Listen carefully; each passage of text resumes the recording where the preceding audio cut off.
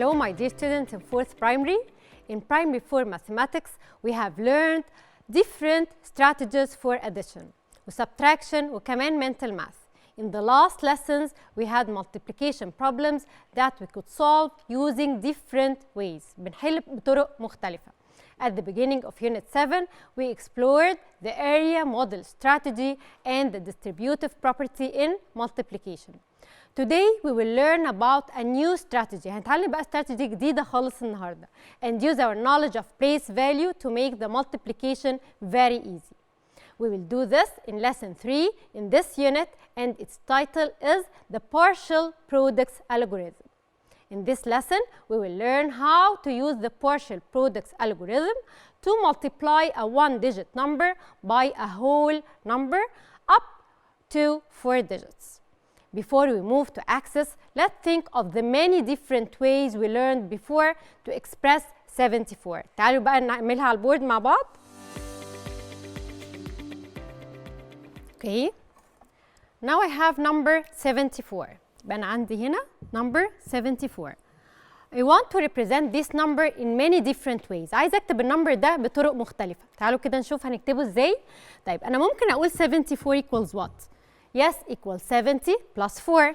طيب اسمها إيه الطريقة دي؟ This is the expanded form, right? Can you remember it? طيب ممكن أكتبها بطريقة تانية. We also can write this number in decomposed form. فاكرين ال decomposed form؟ يبقى ممكن كمان أقول ال 74 equals 70 اللي هي إيه؟ ممكن أعمل 70 اللي هي 7 times 10, right؟ أوكي، ممكن أعمل 4 اللي هي 4 times 1 وهي دي طريقة ال decomposed form. طيب وكمان ممكن أكتب النمبر ده using the place value. يعني ممكن أقول 74 equals 7 tenths and 4 ones. right? وممكن أقول كمان 74 equals 74 كلها ones. اوكي، شايفين كام طريقة مختلفة I wrote the same number؟ يبقى ممكن expanded form 70 plus 4، ممكن decomposed form 7 times 10 plus 4 times 1، وممكن باستخدام ال place value 7 tenths and 4 ones, and I can write the same number as 74 ones. And there are many other ways you can use this or to represent any number. Now you can move to access the amazing grace on page 269 on your school book. In this activity, you are asked to write as many different ways as you can to represent the number 136. Let's see it on your book. And now let's see all together page 269 in your school book, the access part. Here, as you see, I have 136. I want you to represent number 136 and write your answers in the boxes اللي احنا شايفينها هنا. I'll give you now time to think, and when we are back, we will review the answers all together.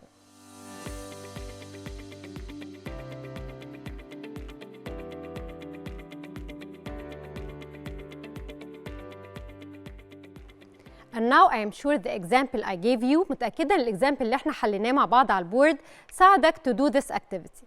We can say that 136 equals what? 100 و 3 tenths and 6 ones. تعالوا نكتبها مع بعض.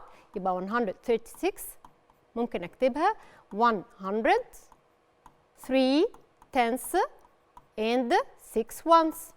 Right? This is one of the ways. طيب ممكن أكتبها بطريقة تانية، بطريقة ال expanded form. يعني ممكن أقول 136 equals 100 plus 30 plus 6. دي طريقة تانية. طيب it is also correct to say that 136 equals what? Yes, 100 with 36 ones. تعالوا نكتبها مع بعض. 136 ممكن أكتبها 100 and 36 ones. Okay? Okay, type. Of course, we can represent this number in so many different ways. Let's now move to the build part in partial products on page 270. تعالوا كده نشوف the next part. This is the build part, okay? we will explore a new strategy. هنعرف مع بعض بقى دلوقتي new strategy of multiplication which is called the partial products algorithm. I am sure you still remember that an algorithm. يعني ايه algorithm? Algorithm is a set of steps كده معينة that mathematicians use to solve the different problems. Let's see this example all together. طيب here in the example on page 270 عايزين نعمل ايه؟ We need to find the product of multiplying 731 times 4. تعالوا نكتبها مع بعض. Here I want to multiply 731 times 4. 731 times 4. Okay. طيب first of all by using the area model and the partial product algorithm. هعمل الطريقتين الاريا موديل والبارشال برودكت algorithm. To solve it using the area model, we will write the number in the expanded form, right? Then we will write each number on the length of the rectangle and we will write 4 on the width as you can see now. تعالوا بقى نعملها كده بطريقة الاريا model. Okay. طيب يبقى I will draw rectangle. Here I will write 4 in the width and I will divide this in 3 sections. 731 يبقى this part is 700 and this part is 30 and this part is 1. طيب then what should I do? Yes, I will multiply 700 times 4 وبعدين 30 times 4 وبعدين 1 times 4 and then I will add all the answers. Okay, now 700 times 4 equals what? Of course, 700 times 4 equals 2,800. Okay, and then the second part, 30 times 4 equals what? 30 times 4 equals 120. Then 1 times 4 equals what? 1 times 4 equals 4. طيب وبعدين هعمل ايه؟ I will add these 3 numbers. تعالوا نكتبهم كده. يبقى 2,800 plus 120 plus 4 gives me what? So the answer will be 2,924. Okay? طيب, now we will solve the same problem by using the partial products algorithm. I will start by writing the numbers vertically. يبقى تعالوا بقى نحل بالطريقة الثانية اللي هي partial products algorithm. Okay? Let's start. Okay. طيب أول حاجة I will put the numbers under each other like you can see here. يبقى 731 times 4. Then what should I do? I will write the smaller number down, the biggest number up. Then I will decompose the greater number using the place value. Okay? Then I will multiply the numbers by the small number.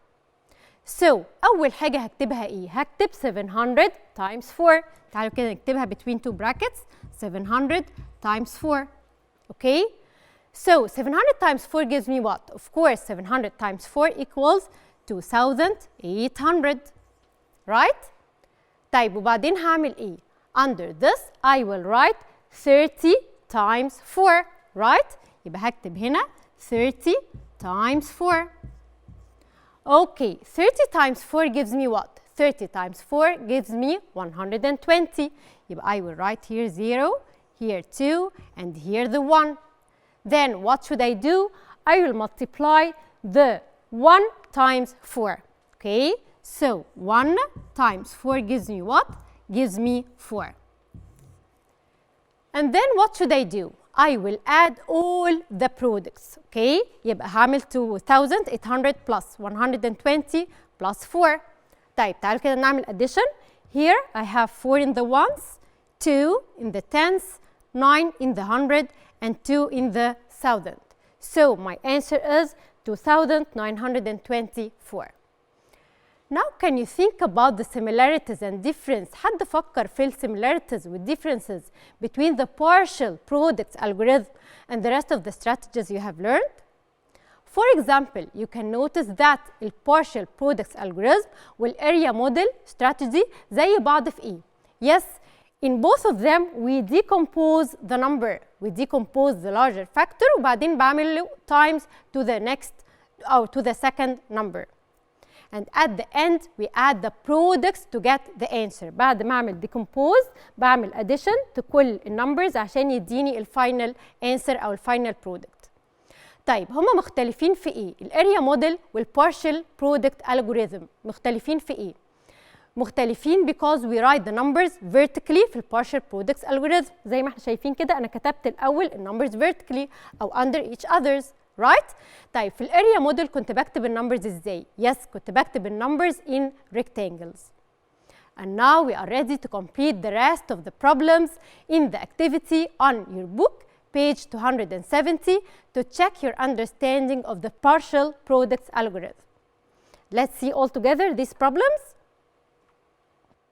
In these problems, you will find different numbers in the tens, hundreds, and thousand places. Let's see in problem number 1, we need to multiply 7 times 59. تعالوا نكتبها مع بعض. Okay, يلا let's write it all together. Here I have 7 times 59. Okay, so what should I do? I will write the numbers vertically, يعني under each other. تعالوا نكتبها كده. يبقى 59 times 7, right?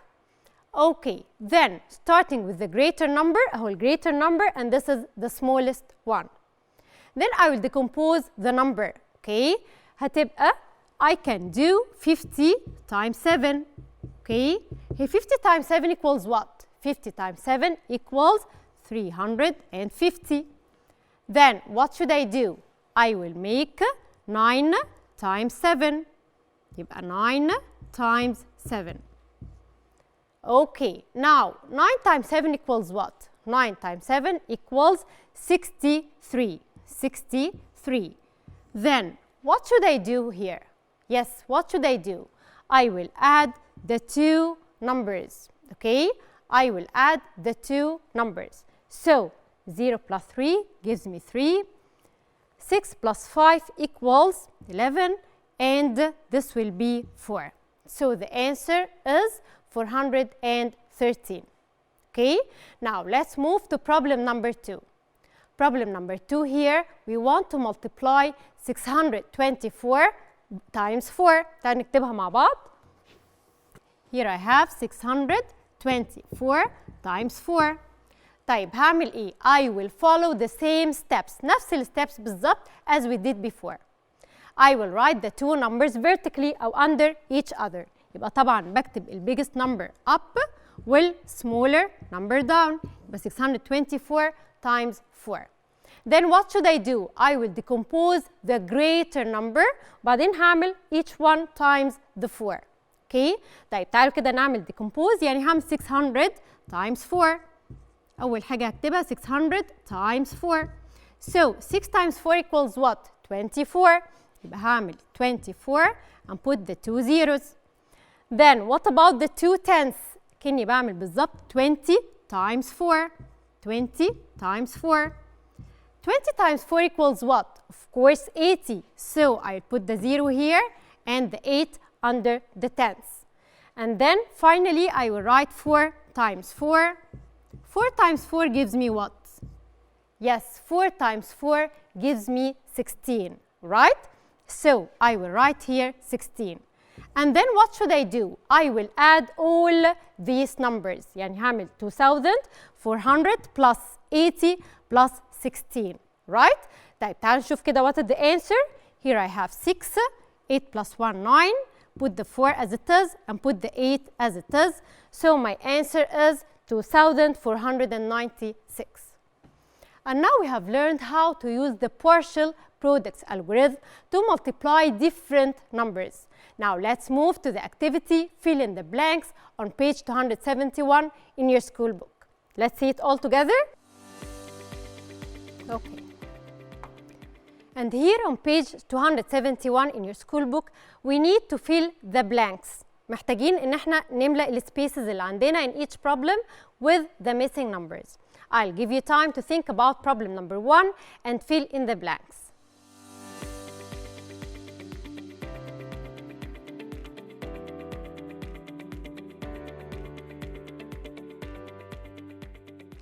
And now after you have finished, let's review your answers all together. Here in problem number 1, as you see, this is problem number 1. Okay, we need to write the missing numbers. In the first blank, what should I write? Yes, I will write 200 times 7. مش احنا اتفقنا ان احنا we decompose the number وكل number بعمله times the second number؟ يعني هعمل أول حاجة 200 times 7, then 30 times 7, then 9 times 7. يبقى in the first spaces هكتب ايه؟ Yes, هكتب 200 times 7. The answer is here. 200 times 7 gives me 1400. تعالوا نشوف بقى in the second blank. In the second blank we will write what? طيب هو مديني برضو الانسر، هو مديني 210.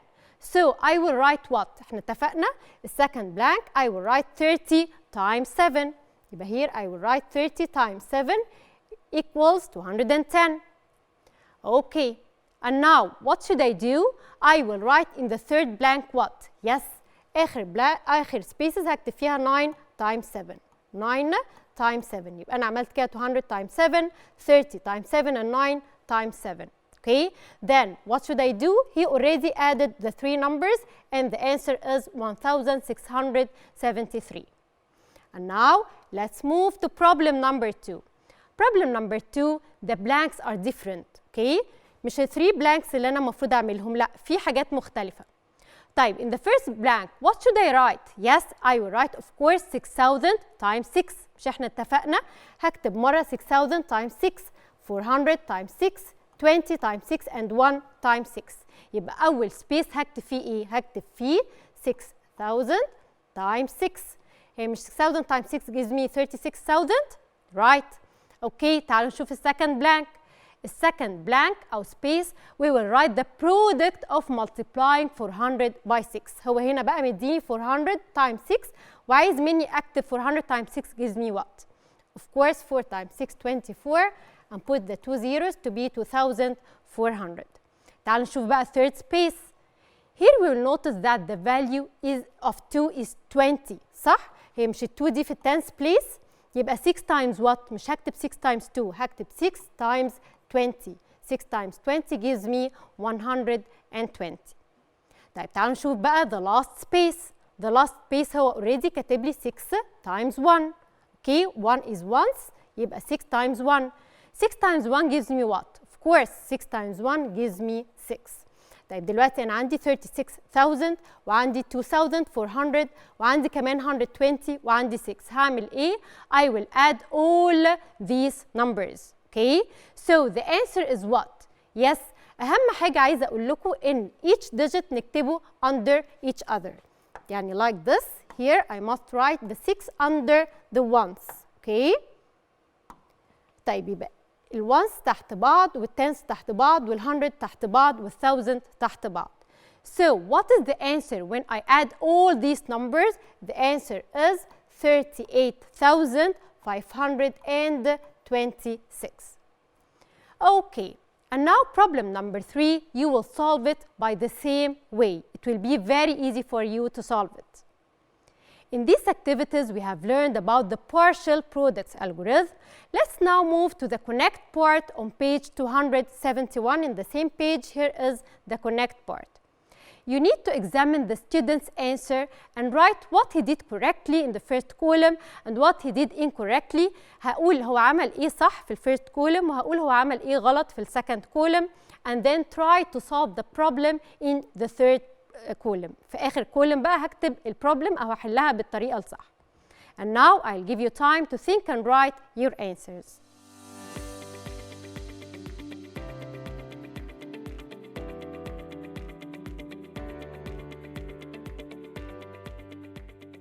Now when we are back, I am sure you know that the student did correctly. إيه الحاجة اللي الستودنت عملها صح؟ تعالوا نشوف كده مع بعض. طيب what did the student do correctly? إيه الحاجة اللي الستودنت عملها صح؟ Yes, he decomposed the number. تعالوا نكتب كده إن هو he decomposed the number. دي الحاجة اللي الستودنت عملها صح. طيب إيه الحاجة اللي هو عملها غلط؟ Okay, he noticed that 8 was in the ones place. هو خد باله فعلا إن ال 8 في ال ones place. So he wrote 8. وكمان he noticed that 8 was in the ones place. اهو زي ما احنا شايفين ال 8 is in the ones place. So he wrote 8. كتبها 8. اوكي؟ طيب he also tried to multiply each number by 4. هو عمل اهو كل number he multiply each number by 4. And he knew that he should add all the products. وبعد كده عمل plus لكل البرودكتس. كل الحاجات دي هيعملها صح. تعالوا نشوف بقى ايه الميستيك بتاعت الستودنت ده. الميستيك بتاعته ان he forgot about the place value of the rest of the numbers. يبقى الميستيك بتاعه he forgot about the place value. هي دي الغلطة اللي هو عملها. He forgot about the place value. طيب here but he wrote it 2 instead of 20. يعني ايه عمل forgot the place value؟ يعني عمل 2 بدل 20. اوكي؟ وعمل 3 بدل 300. ال 2 دي 2 tenths يبقى المفروض كان يعملها 20 وال 3 دي 300 كان المفروض يكتبها 300. And of course the sum will be wrong. طبعا لما كتب ال 2 بدل 20 و 3 بدل 100 اكيد ال sum is wrong. طيب تعالوا بقى نحل this problem in the correct way in this column. طيب هعمل ايه؟ I will write 328 times 4. right؟ قلت أول حاجة بكتبهم under each other. وبعدين هعمل ايه؟ I will decompose the number by the place value بتاعه و each number هعمله times 4. right؟ طيب تعالوا نبدأ بال 300 times 4. اوكي؟ طيب يبقى 300 times 4.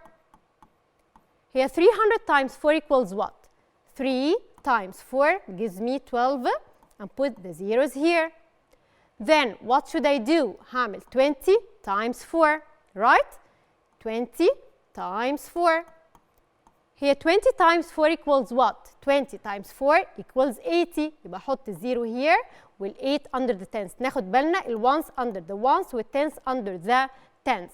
وبعدين هعمل إيه؟ هعمل times 4. هي 8 times 4 equals what? 8 times 4 equals 32. وبعدين what is the last step? last step إن أنا هعملهم كلهم addition or هشوف السم بتاع كل النمبرز دي. So here I have 2 and 1, 3 and 1. يبقى the answer is 1312. Here we used what we have learned. كل اللي احنا اتعلمناه in this lesson to find the error in a solution. And now let's move to the practice part, page 272 and 273 in your school book. Now here's the practice part. Let's solve problem number 1 all together. Here problem number 1. But take care, he wants me to solve these problems using the partial products algorithm. Now, problem number 1, tell me what? Yes, here I want to multiply 4,731 times 4. Okay, so using the partial products algorithm هعمل ايه؟ Yes, I will use the same steps اللي هي كنت بعمل ايه؟ I will write the numbers vertically. 4,700. Okay, let's write it again. Here I have 4,731 times 4. By the same way هعمل ايه؟ I will decompose each number وبعدين هعمل كل number times 4. تعالوا نعملها مع بعض. يبقى the first number I have 4,000 times 4. 4,000 times 4 gives me what? Of course 16,000. Okay, what about the 700? Let's write 700 times 4. Here 7 times 4 gives me what? Of course 28. يبقى 28 and put the 2 zeros. Okay? طيب بعدين هعمل ايه؟ هعمل 30 times 4. Yeah, 30 times 4 gives me what? Of course 120. Look, how can I write it? بحط ال ones under each other with tens under each other with 100 under each other. And finally, I will make 1 times 4. Here 1 times 4 gives me what? Yes, of course, gives me 4. I'll put the 4 under the ones. The last step here, what should I do? I will add all these numbers. تعالوا كده نعمل addition. يبقى here I have 4 in the ones, 2 in the tens, 9 in the thousand, and then 18 يبقى عندي 9 in the 100 يبقى I have 18,924. And now I'll give you time now to solve problem number 2 to check your understanding of the partial products algorithm.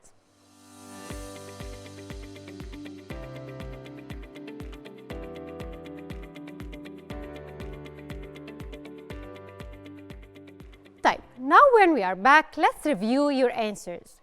Now here we need to multiply 29 by 4. Oh, this is problem number 2. I want to multiply 29 times 4.